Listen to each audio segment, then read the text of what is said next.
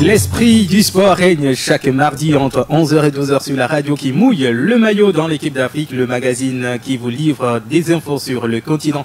Bonjour à tous et soyez les bienvenus. Dans ce 9e épisode, nous nous intéressons à la 11e journée de la Ligue 1 en Côte d'Ivoire. Afad se remet dans le sens de la marche. Le stade d'Abidjan en perte de vitesse. Le Racing Club d'Abidjan s'enfonce à chaque journée.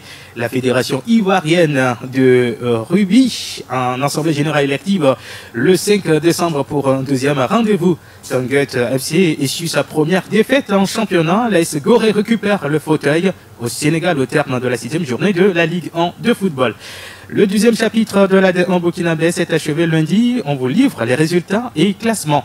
Le Gabon est de retour à la Coupe d'Afrique des Nations après le rendez-vous ivoirien manqué.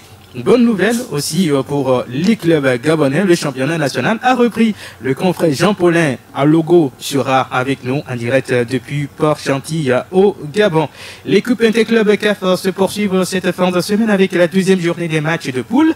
L'équipe d'Afrique revient sur la première journée. Des équipes de l'Afrique de l'Ouest, notamment Stade Abidjan, ASEC Giraffe et Djoliba AC entre autres. La Coupe d'Afrique féminine des seniors justement de handball en République démocratique du Congo. La 5e journée de poule se dispute ce mardi. Le Sénégal fait un parcours sans faute. L'équipe de ce mardi, mise en onde, Pélagie Bekoum, réalisation Elama Devon derrière la caméra, notre stagiaire Espoir Simfele, moi c'est Romo Yetor. Équipe d'Afrique, c'est parti. Équipe d'Afrique, esprit du sport, on se branche, on n'en rate jamais, avec Roméo, on est d'accord, le mardi c'est le jour parfait. Oh oh oh oh oh oh oh oh oh Équipe d'Afrique, nous sommes bien ensemble en direct sur la radio qui mouille le maillot. On ouvre tout de suite avec la CAN féminine de handball en RDC. Ce mardi se joue la 5e journée dans les poules. Le Kenya affronte l'Algérie. Le Congo tombe sur le Sénégal. Auteur de 4 victoires de rang, le Cap-Vert s'oppose à l'Égypte pour le compte du groupe A. Dans la poule B, le pays hôte, la RDC, croise l'Angola. La Tunisie va à l'assaut du Cameroun. Puis la Guinée a rendez-vous avec l'Ouganda. Voici donc les matchs pour le compte de la 5e journée dans les poules au niveau de la CAN féminine senior de handball en RDC. Première escale du Tour d'Afrique, la Côte d'Ivoire chez Chris Noubouzan. Bonjour Chris. Bonjour Roméo, salut sportif à tous les auditeurs de Sport FM. Très heureux de vous retrouver encore ce mardi sur la radio qui mouille le maillot pour parler du sport en Côte d'Ivoire. Eh bien, plaisir partagé. Alors, ce 7 septembre, les travaux des élections à la Fédération ivoirienne de rugby vont reprendre au siège du CNO Côte d'Ivoire. Au terme des 2 premiers tours, le président sortant Elvis Tano et son challenger Lucas Corée n'ont pu se départager. Racontez-nous ce feuilleton, Chris. Alors, c'est face-à-face, un très serré entre les deux hommes, le président sortant, Dr Elvis Taron, et son challenger, vous l'avez dit, Lucas Corée. Il y a déjà eu un premier et un deuxième essai pour parler comme au rugby entre les deux hommes le 15 novembre dernier au siège du Comité national olympique Côte d'Ivoire sans vainqueur. Ils ont à chaque fois ou à chaque tour obtenu chacun 16 voix sur 33 votants. Alors, il y a toujours eu un bulletin nul aux 2 tours, ce qui a fait la différence lors de ces 2 votes. Et donc, placé sous la supervision du premier vice-président du comité olympique national Côte d'Ivoire, Dr Ala Kwame, également chargé de l'organisation de cette assemblée générale élective avec le ministère des Sports et du cadre de vie. Alors, avant ce samedi 7 décembre 2024, les 2 candidats avaient eu encore quelques jours, quelques semaines, pour convaincre voilà, les présidents et les votants. Voilà, s'ils espèrent s'installer en tout cas dans le fauteuil présidentiel de la Fédération ivoirienne de rugby qui avait connu des divisions internes depuis quelque temps. Alors, on souhaite bonne chance donc aux 2 challengers pour le 3e essai. Exactement. Alors, on quitte le terrain du rugby. Sous forme de prolongation. C'est ça, sous forme de prolongation, exactement. On quitte le terrain du rugby, on s'intéresse à la Ligue 1 ivoirienne de football. La 11e journée disputée ce week-end. Le leader Afad se retrouve justement dans le droit chemin parce que l'équipe a gagné après le match nul de la journée précédente. On parlera aussi du stade d'Abidjan qui tourne au ralenti au fil des journées, sans toutefois occulter la situation délicate du Racing Club d'Abidjan, la lanterne rouge qui s'enfonce à chaque journée de championnat. Ah oui, bien sûr. En parlant d'abord de la FAD qui marche sur l'eau en ce début de saison, parce qu'elle est vaincue jusqu'alors, elle est allée s'imposer 3-2 face au champion en titre, le FC San Pedro. C'est peut-être le passage du flambeau pour le compte de cette saison 2024-2025. Parlant du Racing Club d'Abidjan, 11 matchs, 1 victoire, 3 nuls et 7 défaites. La faute à son attaque qui ne fait pas du tout peur, seulement 7 buts marqués alors que sa défense devient de plus en plus perméable. Elle a déjà cédé à 18 reprises en 11 matchs. Autre raison qui montre la fébrilité de cette formation cette saison, c'est que plusieurs joueurs, plusieurs cadres ou titulaires sont partis, notamment Chamou, Valérie, Thibaut, Bandama, Silla, un autre aussi Kanté, etc., qui sont vendus, mais qui n'ont pas été valablement remplacés.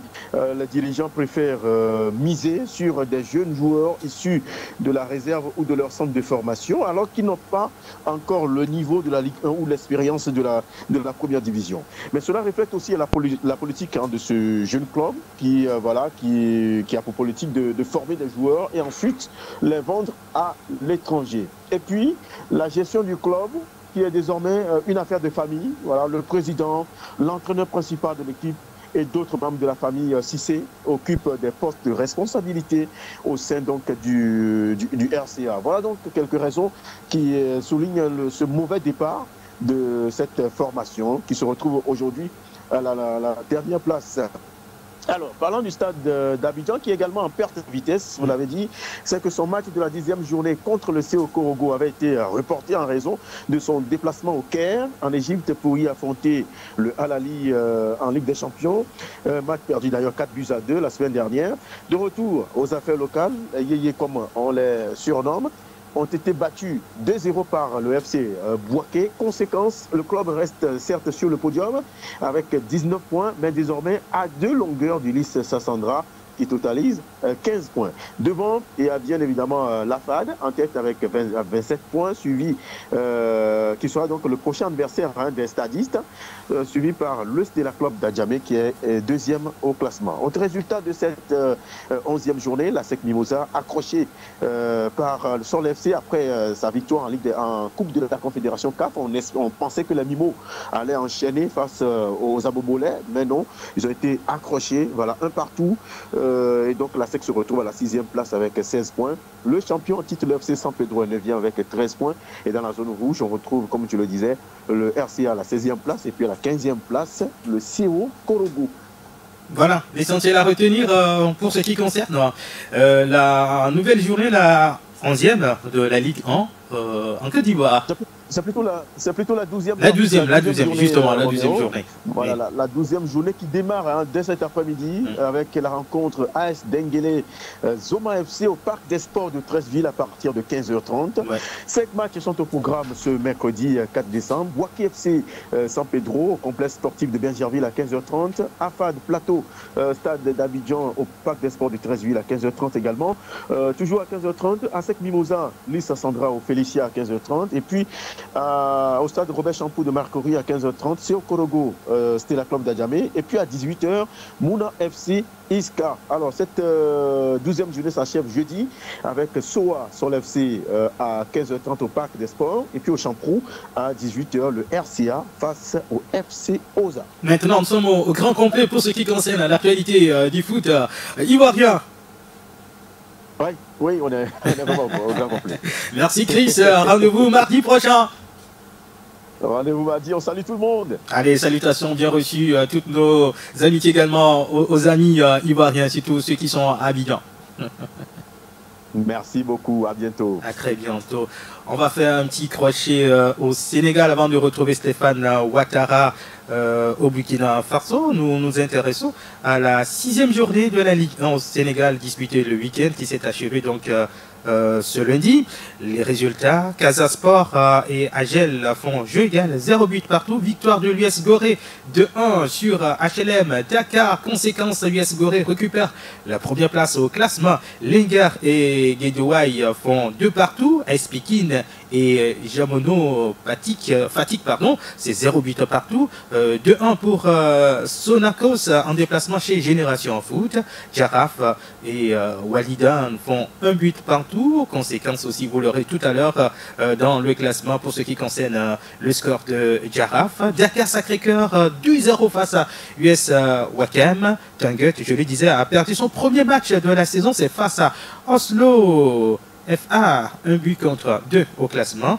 US Gorée prend la première place désormais avec 13 points. Jaraf manque l'occasion de rester en tête après son nul contre Walidan et reste donc deuxième avec 12 points à 1 point seulement du nouveau leader US Gorée en bas du tableau. Linger 15e reste avant-dernier au classement avec 4 points et enfin Jamono Fatigue la lanterne rouge à 3 points.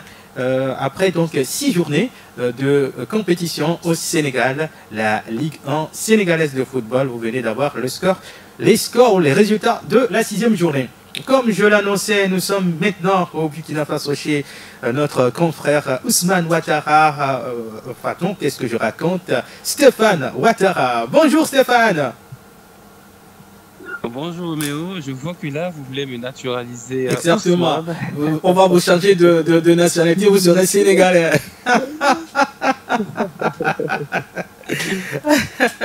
Alors j'espère que tout se passe bien à Ouaga. Oui, alhamdoulilah, tout se passe très bien ici par la grâce de Dieu. C'est la dernière ligne droite avant 2025, donc on essaie de mettre les petits plats dans les grands ici en tout cas, afin qu'on puisse commencer la nouvelle année avec beaucoup de pèse et de tonus. Toujours l'harmattan qui sévit chez vous. Ah ouais, exactement, mais aujourd'hui, les dieux de la nature sont cléments. Ah, heureusement. Heureusement. Alors, ça va nous permettre d'avoir les résultats de la 12e journée de la D1 au Burkina. Ouais, tout à fait. Déjà, je présente mes excuses aux auditeurs et auditrices parce que là, j'ai réalisé l'interview et j'étais censé vous envoyer. Et je ne l'ai pas fait, pourtant il est dans le téléphone. Donc je présente toutes mes... Il n'y a pas de problème, ce sont les aléas du métier. Pour ce qui concerne le résultat, il faut dire que le leader, l'AS Sonabel, est tombé pour la première fois cette saison. 1-0 à Bobo-Dioulasso, ils ont été battus par le Raïmo FC. Et dans le cadre de la 12e journée qui s'est jouée récemment, et dimanche, et lundi, donc, pour ce qui concerne les résultats, de façon générale, il faut noter que Majestic et Lussois ont fait match nul, 0 but partout. La Soye, les gars, club historique, a peine à décoller, peine à bouger cette saison. Les Yinegis se sont inclinés 2-0 à domicile face à l'ASEC de Koudougou. Les Fous également, club historique, peine à décoller cette saison. La Reine des Stades a fait match nul 1 but partout à domicile face à Vitesse FC. Comme je le disais un peu plus tôt, Raïmo FC a battu Sonabel 1-0. À Bobo-Dioulasso, le derby de la capitale, de la ville, autant pour moi, entre le Sporting et l'USCO a été remporté par le Sporting, qui s'est imposé sur le score de 3-0. La SFB a fait match nul 0 but partout face au RCK à domicile. Salitas, qui commence petit à petit à se réveiller, a battu le RCB à domicile sur le score de 2-1. Et l'AS Douane de Kamoumalo, qui n'y arrive pas très bien cette saison, a été tenu en échec à domicile par le Real du Faso. Score final du match, 0 but partout. Voilà, grosso modo, ce qu'il faut retenir sur les résultats de la 12e journée du championnat national de football de première division burkinabé. Coup d'œil sur le classement à présent. Au classement, déjà, il faut dire que défaite sans conséquence avec l'AS Sonabel, mais qui est désormais sous pression parce que après la défaite 1-0 à Bobo-Dioulasso, l'AS Sonabel est toujours leader avec 23 points, mais ils sont talonnés derrière par le Raïmo FC qui a 22 points. Il y a l'USSOA aussi qui est toujours derrière, deuxième ex-aequo avec 22 points. L'ASFB est quatrième avec 21 points.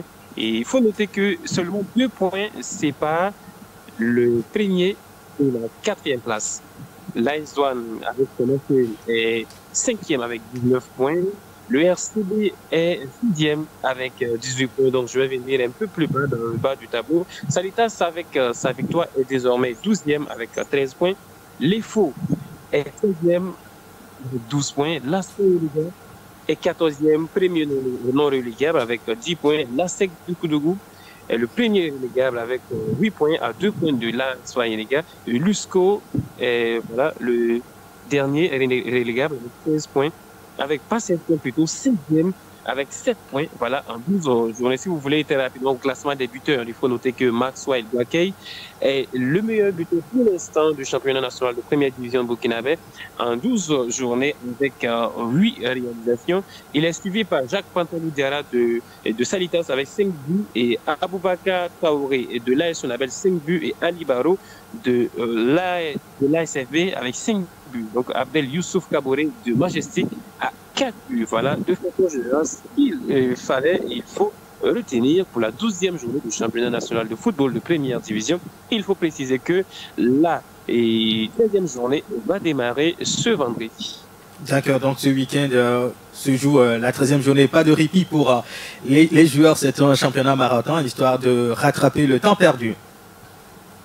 Tout à fait, voilà, pas de répit parce que, et puis il faut préciser que les étalons locaux doivent jouer les qualifs pour le CHAN 2024. Ouais. Du coup, ils doivent affronter la Côte d'Ivoire. Le calendrier a été aménagé, voilà, pour rattraper le retard de telle sorte que, à partir de la fin de le championnat première phase, la phase allait finisse vite pour que les clubs puissent libérer les joueurs locaux afin de rejoindre, voilà, le staff, les coachs pour finir la formation, les entraînements avant cette rencontre cruciale, décisive pour les qualifications pour le CHAN prochain qui va se jouer en 2024 en Ouganda, Tanzanie, Kenya, si je ne dis pas de bêtises. Exactement. Merci Stéphane Ouattara de nous avoir donné les nouvelles du pays des hommes intègres. On se retrouve mardi prochain pour un nouveau rendez-vous dans l'équipe d'Afrique. Merci Roméo, le plaisir est partagé. Voilà, excellent mois de décembre à tous les auditeurs et auditrices et aussi particulièrement à vous. Merci beaucoup Stéphane, à très bientôt. Chers auditeurs, vous restez avec nous sur la radio qui mouille le maillot. Dans ce 9e épisode de l'équipe d'Afrique, c'est le magazine qui fait le tour du continent, qui vous livre les infos toutes fraîches. C'est entre 11h et 12h. Les mardis. Alors, nous avons les nouvelles du Bénin. Le championnat a compté sa 10e journée le week-end. Les résultats dans cette correspondance de notre confrère de Atlantique FM, Rivel Gansé. Eh bien, bonjour à vous, Roméo, bonjour à tous les fidèles auditeurs de Sport FM. Un plaisir de vous retrouver ce mardi pour parler de l'actualité sportive au Bénin. Le championnat béninois qui a connu sa 10e journée, le week-end écoulé avec entre autres résultats dans la poule A et dans la poule B. Dans la poule A, on a eu beaucoup de matchs nuls. Le week-end écoulé, entre autres, le match nul entre Abeille et les Buffles de Parakou, 0 but partout. Match nul entre Dinamo de Parakou et Boa, 0 but partout également. Et le match nul entre Rodio et Real Sport, 0 but partout. Dadje, le leader de la poule A, a fait match nul contre l'Autopopo en déplacement. Un match nul qui permet toujours à l'équipe d'Akplaroué de garder la tête de la poule A. Dimanche, donc, les matchs de la 10e journée se sont poursuivis avec la victoire des Panthères contre Espoir 2-1, le succès également de Damissa contre Takounin 2-0. Il faut noter la victoire de Cavalier contre Dynamique 2-0 et le succès de Dynamo d'Abomey contre Béké en déplacement 1-0. Un score qui permet à Dynamo d'Abomey de garder la 2e place au classement à 3 points de Dadje qui est le leader de la poule A. Donc on retrouve la poule B pour les résultats du week-end écoulé et dire donc que Aspac a dominé la jeunesse sportive de Ouida 2-0. On note également la victoire de Asvo contre AS Cotonou 3-0 et la victoire de Ayema, on dira également la défaite surprise du champion en titre Coton contre à Yema 2-1. Il faut noter que Coton, grâce à cette défaite, 5e au classement avec un match en moins puisqu'ils n'ont pas disputé le match de la 6e journée, c'est contre le club portuaire Aspac. Roméo, quelques résultats du championnat béninois. Je voudrais terminer avec les Requins de l'Atlantique, un club mythique du Bénin qui ne se porte pas bien depuis le début du championnat. Ils sont avant-derniers de la poule B parce qu'ils ont fait match nul contre Étoile Filante, un but partout. C'était le duel des mal classés parce que l'Étoile Filante est dernier au classement et les Requins sont avant-derniers de la poule B. Faudra-t-il rappeler également que Sobemap a fait un match nul contre AS Police, un but partout. Et la victoire de Adjidja, le club des militaires, contre Avran Omnisport 2-0. Ce sont donc là les résultats de la 10e journée du championnat béninois. Le championnat va se jouer en 2 phases. La première phase qui est en cours, donc qui compte 17 journées. La deuxième phase qui compte le même nombre de journées. C'est au terme de cette phase donc qu'on connaîtra les équipes qui vont se maintenir en première division la saison prochaine, les équipes qui vont descendre en 2e division et les équipes qui vont retrouver la 3e division. Merci à vous, Rivel Gansé, le confrère de Atlantique FM au Bénin pour les résultats de la 10e journée de la première division de football au Bénin. Nous serons au Gabon dans un court instant par le truchement du confrère Jean Paulin, un logo de la radio nationale gabonaise pour parler de l'actu chez les Panthères du Gabon. Des équipes de foot formidables, avec Sport FM on est connecté. L'actualité ne peut pas nous manquer. Équipe d'Afrique, esprit du sport. Le Gabon est de retour à la Coupe d'Afrique des Nations après avoir manqué le rendez-vous ivoirien. Bonjour Jean Paulin. Bonjour chers confrères, Roméo Yetor. Bonjour auditeurs de Sport FM. C'est un réel plaisir pour moi de passer sur les antennes de la radio des sports et c'est après mon dernier séjour à Lomé en 2017. Ça fait plaisir de vous retrouver après votre passage ici à Lomé en 2017. Qu'est-ce qui explique cette qualification des Panthères? Jean Paulin, notre confrère de Radio Gabon. Rentrant dans le vif du sujet, s'agissant bien sûr du retour du Gabon à mieux de sa qualification à la CAN, après avoir manqué le rendez-vous ivoirien, je ne peux que féliciter le jeune sélectionneur gabonais Thierry Mouyouma qui a mis du sien pour trouver la bonne formule afin que tous les Gabonais retrouvent le sourire. Vous êtes sans ignorer que pendant les éliminatoires, le Gabon était bien logé dans le groupe du Maroc, prochain organisateur de cette CAN. Au Cameroun, le Gabon a atteint les 8e de finale.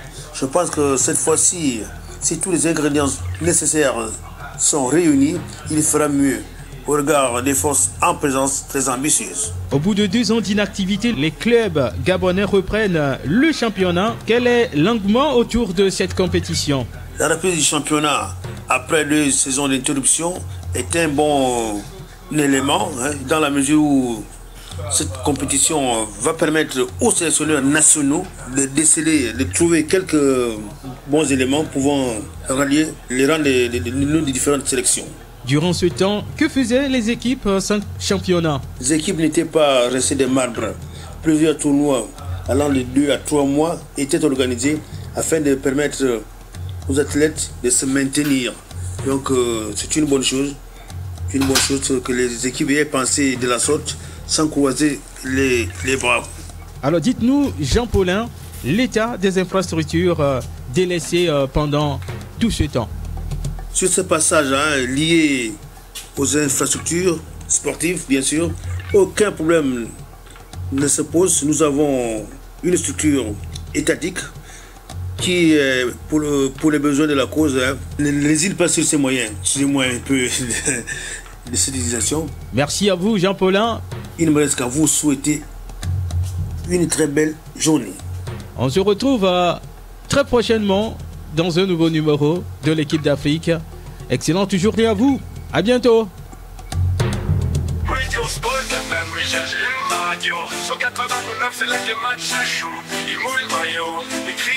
c'est la radio qui rend fou. Radio Sport Le magazine, l'équipe d'Afrique, chaque mardi entre 11h et 12h sur la radio qui mouille le maillot. Bienvenue à vous si vous nous rejoignez en instant, même si c'est votre première fois. Alors, prenez rendez-vous avec nous sur les 91.9 et www.sportfmdg.com. Nous ouvrons le chapitre des Coupes Interclubs CAF avant d'évoquer le programme de la deuxième journée des matchs de poule. Revenons sur la première journée des équipes d'Afrique du Nord. C'est avec notre point focal en Égypte, Bernard Ajavon. Bonjour Bernard. Bonjour Roméo et bonjour à tous les auditeurs de Sport FM. La première journée de la Coupe CAF a tenu toutes ses promesses avec au total 18 buts inscrits. En Afrique du Nord, Al-Masri et Zamalek FC d'Égypte ont tenu en échec respectivement leur adversaire Edimba et Black Bull sur le même score de 2-0. RSB Berkane du Maroc a eu raison sur Lunga Soul par le même score. Le CS Constantine a épinglé le CS Sfaxien de la Tunisie sur la petite démarque 1-0. L'USM d'Alger de son côté a atomisé au Rabat United Football Club avec un score de 6-0.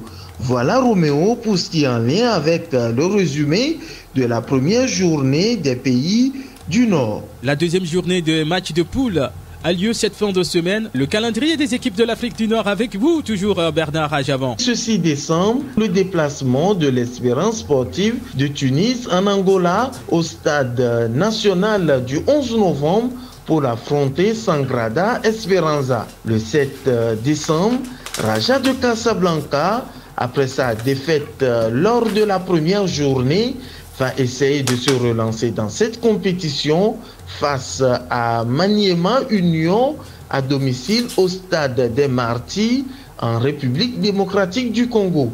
Al-Ali, dans la même journée, sera chez les Pirates de Johannesburg en Afrique du Sud.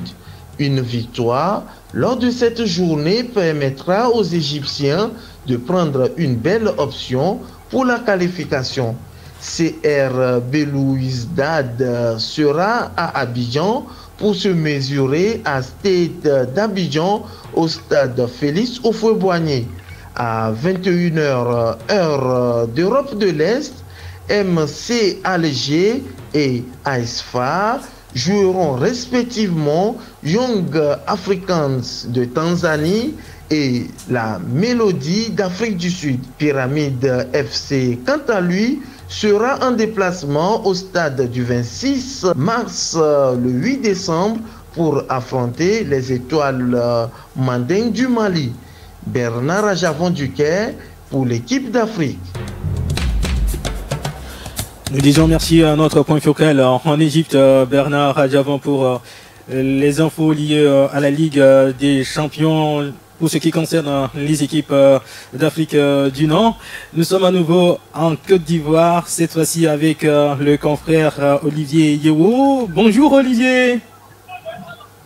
Bonjour chef frère, bonjour. Alors nous sommes très ravis de vous avoir aujourd'hui pour parler des deux équipes ivoiriennes qui sont sur le continent. Il s'agit de l'ASEC en Coupe de la Confédération africaine de football et du stade d'Abidjan qui joue en Ligue des champions. Première sortie du stade d'Abidjan, c'était en Égypte face à Al-Ali. Défaite des Ivoiriens, 4 buts contre 2. D'abord, comment analysez-vous la performance ou ce résultat des stadiens? On va dire, on va pas dire un retour gagnant pour le stade en compétition africaine. Oui. D'autant plus que le stade d'Abidjan fait partie des clubs, en fait, je vais dire, qui ont écrit les belles pages du football ivoirien au plan africain. Le stade, c'est quand même, je vais dire, plusieurs coupes d'Afrique depuis les années 60, 70. Alors, il faut dire, ça fait très longtemps que le stade n'avait plus participé à une phase de poule de la Ligue des Champions, nouvelle formule. Alors, c'était un retour, je vais dire, bon, on va pas dire que c'était un pari risqué, mais ben voilà, un retour, on va dire timide, d'autant plus que, ben voilà, vous savez, le score est 4-2, 4-2 en faveur de Al-Ali, l'ogre, on va dire le géant de l'Afrique, par rapport au petit poussé, le stade d'Abidjan qui revient sur la scène africaine, ben, c'est un score qui est encourageant, d'autant plus que les stadistes sont quand même... après avoir encaissé autant de buts, quand même sont revenus. Ils ont eu un sursaut d'orgueil. Ben voilà, ils se sont battus comme ils se devaient. Ils ont pu mettre 2 buts. Ça n'a pas suffi pour qu'ils puissent vraiment revenir avec ne serait-ce qu'un point. Mais bon, voilà, c'est déjà un bon début. C'est vrai, c'est pas encourageant, mais ben voilà, un bon début, un bon retour déjà pour le stade plan africain, sur le plan africain. Et puis ben voilà, nous espérons que le stade va renouer avec la victoire en Coupe africaine. Et puis ben voilà, en espérant qu'ils pourront se battre dans cette poule qui est tellement difficile. Qu'ils pourront se battre pour pouvoir sortir de la phase de poule déjà. Alors, on sait que c'est... Groupe, je vais dire. Voilà. Oui, la phase de groupe, c'est un retour pour le stade d'Abidjan qui n'a pu jouer à ce niveau de la compétition plusieurs années maintenant. Mais quand on se souvient de la saison de la SEC en Ligue des Champions, est-ce que le stade peut essayer à partir de la deuxième journée pour se relancer justement dans cette phase de poule parce que le stade reçoit le CRB Luzdad? On va dire quoi, que le stade pourra jouer quand même calmement, sachant que le CRB Luzdad, c'est vrai, c'est quand même un top club dans le Maghreb, en Afrique même bien évidemment. Le CRB Luzdad avait joué des équipes africaines les années précédentes, la SEC bien évidemment, et d'autres clubs. Je me dis que le stade il suffit seulement en fait pour ces jeunes garçons là, du portier Bamba et des 6 Montelet, l'ancien capitaine de la SEC qui est désormais au stade, de Assalé Roger, qui est expérimenté, ce champion d'Afrique en 2015 avec les éléphants de Côte d'Ivoire à la CAN, qui est revenu bien évidemment après son périple européen, qui est revenu en Afrique, au pays, qui joue avec le stade.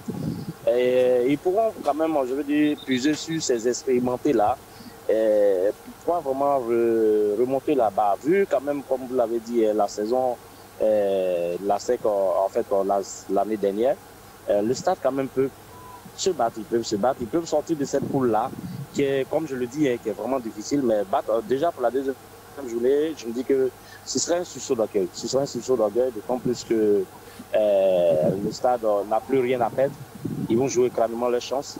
Leur chance, c'est de pouvoir être parmi les 2 premiers. Pourquoi pas le deuxième de cette poule-là. Et puis, ben voilà.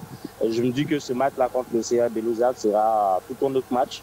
Ce sera un autre visage du stade qu'on connaît en championnat de Ligue 1, l'ONACI en Côte d'Ivoire.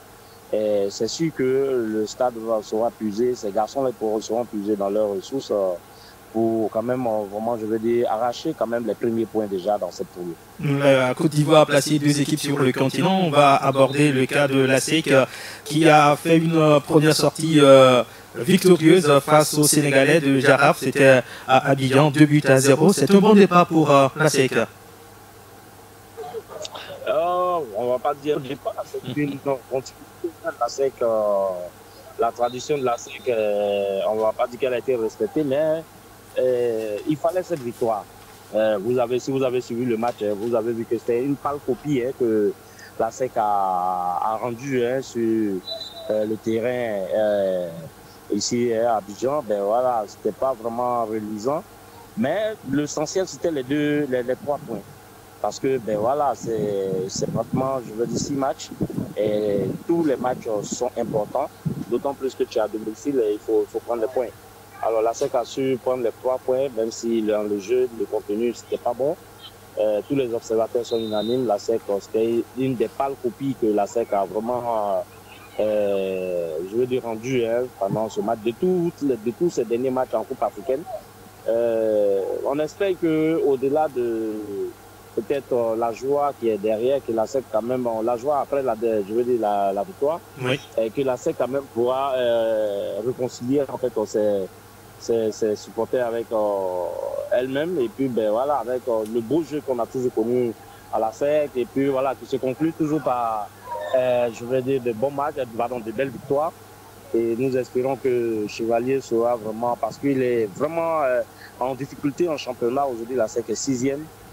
C'est difficile, un début de championnat très difficile. Les automatismes ne sont pas encore pris au niveau de ces joueurs, ces garçons qui se retrouvent pour la première fois. C'est toute une nouvelle équipe de la SEC. En fait, si vous analysez bien, vous verrez que la SEC a juste reçu son nom on va dire sur son parcours la saison dernière, les autres saisons passées en Coupe africaine, voilà. Et c'est ce qui a fait peut-être le de la différence dans ce match-là contre, comment on appelle le Jaraf, sénégalais. Le Jaraf, voilà, le club sénégalais. Ben voilà, donc c'est juste ça. Mais bon, je pense que les automatismes vont venir, ça va venir parce que c'est des nouveaux joueurs qui se retrouvent, qui continuent de travailler ensemble. Et puis, ben, nous espérons qu'on pourra retrouver ce grand ASEC-là qui, on va dire, qui a fait les beaux jours, hein, je veux dire, des Coupes africaines. Pourquoi pas cette année tenter d'aller loin. Voilà, dans cette phase de poule de la Coupe de la Confédération africaine de football. Olivier, vous le disiez il y a quelques instants, l'équipe de Julien... Comme je disais, la SEC est sortie. Oui. Voilà, la SEC est sortie en quart, ben voilà, en Ligue des Champions, comment on appelle, en Coupe CAF, elle était en demi-finale. Ben voilà, nous espérons que cette année, la SEC pourra aller en finale. Et puis, ben voilà, et ajouter, je veux dire, ce trophée-là qui manque dans le tiroir de Sol Béni. Alors, quand on prend l'équipe de Julien Chevalier, vous l'avez dit, c'est une équipe qui souffre en championnat et sur l'autre tableau en Coupe de la Confédération. Est-ce que les joueurs sont un peu émoussés, le fait d'évoluer sur deux tableaux? Ben, la SEC quand même a fait un recrutement de taille avec un effectif qui a été étoffé et il y a des académiciens qui ont rejoint quand même l'équipe. Émoussé, bon, on va pas dire émoussé, mais derrière pour les observateurs, aujourd'hui, on va dire, il y a un peu de, on va pas dire de sable, s'il faut le dire ainsi, dans le système de jeu en fait du coach, parce qu'aujourd'hui, Chevalier, c'est vrai, c'est reconnu que c'est un très bon entraîneur, mais pour les observateurs en Côte d'Ivoire, on a le sentiment aujourd'hui que le discours de Chevalier ne passe plus. Du coach Chevalier ne passe plus et c'est difficile pour ces garçons-là de pouvoir vraiment se retrouver les automatismes. Le jeu aujourd'hui de la SEC est stéréotypé, il se joue en un seul mouvement et c'est compliqué. Il n'y a pas de variation dans le jeu et il y a beaucoup de choses à vraiment corriger au niveau de ce jeu-là. Parce que c'est pas la SEC que vous avez toujours connue, hein. La SEC qui, comme on le dit chez nous, les enfants s'amusent et voilà, la SEC qui a toujours produit du beau jeu et qui se concluait toujours par de belles victoires. Mais aujourd'hui, c'est tellement difficile pour la SEC, ces enfants-là, de se retrouver. Peut-être c'est ça. C'est, comme je dis, c'est des nouveaux joueurs qui n'arrivent pas peut-être à cerner le discours du coach. Parce qu'il faut reconnaître, le Chevalier, c'est au moins 3 à 4 générations qui sont passées sous sa main et malheureusement qui n'ont pas duré avec lui. On va prendre depuis les Konaté Karine, les Ouma Diakité qui sont en sélection nationale aujourd'hui, qui font les beaux jours de la sélection nationale. Et ils sont tous passés sous sa main, mais voilà, vous voyez, quand ces garçons-là, ils viennent et qu'ils ne font pas 2 ans, ils ne font pas 2 saisons, c'est compliqué. Et ça, c'est vraiment les reproches que les supporters de la SEC, qu'on appelle les actionnaires, ont toujours fait à la direction de la SEC. Malheureusement, il n'y a pas, je veux dire, une pérennité en fait au niveau. Il n'y a pas de, ces joueurs-là ne se connaissent pas assez pour pouvoir vraiment évoluer. Chaque année, il y a un perpétuel renouvellement et ça joue. C'est un des éléments aussi qui font que, voilà, on a le sentiment que ces garçons essaient d'émousser, mais en réalité, ils ne sont pas émoussés. Donc, je pense que il y a une question d'automatisme. Et malheureusement, quand ils commencent à retrouver les repères, on est en fin de saison, et ils le recopient en fait sur les phases de la compétition continentale. Et vous avez toujours vu, la SEC a toujours carburé en fin de saison, surtout en Coupe africaine, chose qui est toujours difficile en début de saison. Voilà, donc voilà un peu voilà ces difficultés qui sont là. Donc il faut vraiment travailler ça. La deuxième journée, la SEC est en déplacement au Botswana pour jouer contre Orapa United. Ça vous dit quelque chose déjà ce match? La SEC a toujours su voyager. Ouais, la SEC a toujours su voyager en Coupe africaine. Et je pense que les garçons reviendront avec au moins 5 points. Au moins, au minimum, ils reviendront avec 5 points. D'accord. Merci Olivier d'être passé dans cette émission. Nous vous souhaitons une excellente journée en Côte d'Ivoire.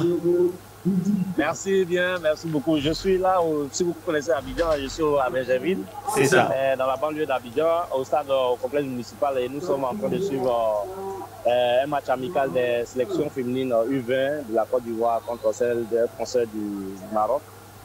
En tout cas, un match plaisant. Et puis, voilà, il y a aussi le football féminin qui évolue bien ici, en tout cas. Exactement. Et vraiment, je salue tous vos auditeurs. Et puis, voilà. À très bientôt, Olivier. Merci bien. Allez, à bientôt. Ça fait plaisir d'avoir ces nouvelles comme ça en live, en exclusivité sur la radio qui mouille le maillot. Urapa United qui occupe le 8e rang dans le championnat botswanais reçoit donc à sec pour les comptes de la deuxième journée d'un match de poule en Coupe de la Confédération africaine de football. On va marquer juste une courte pause et on vous retrouve, chers auditeurs.